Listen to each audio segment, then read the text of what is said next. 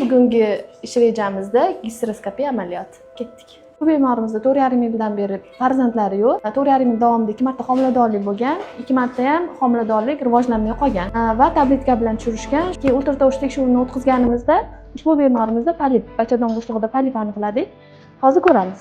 Shu patsientimizda mana ko'ryapsizlar, bitta polip emas, polip o'z bularda ko'plab poliplar bor. O'zi kecha tugagan menstruatsiyasi, lekin endometriyni qaranglar. Yadlar bo'lib turibdi. Ko'ryapsizlar, mana bu bachadon naylariga o'tish tarafi sekin-sekin yopilishni boshlayapti. Bular fibroz to'qima hosil bo'lyapti. Agar hozir yaxshilab lecheniya qilmasak, mana bu kirish joyi yopiladida, keyin eko qo'shishga to'g'ri kelib qolishi mumkin. Mana bu tomon ham shunaqa bo'lyapti уже. Poliplar oldik. Faqat endi hozir bitta fibrozlarni tozalab olishimiz kerak. O'ng tomonimiz mana ochildi. Mana ketyapti уже. Chapni ham ochdik, hozir endi ko'rsataman. Mana zo'r ochildi. Mana chapni ko'ryapsizlar, mana.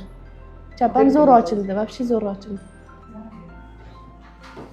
Mana bachadon bo'shlig'idan olgan poliplarimiz. Yana bitta vazifani a'lo darajada bajardik. Rahmatlar. Valay.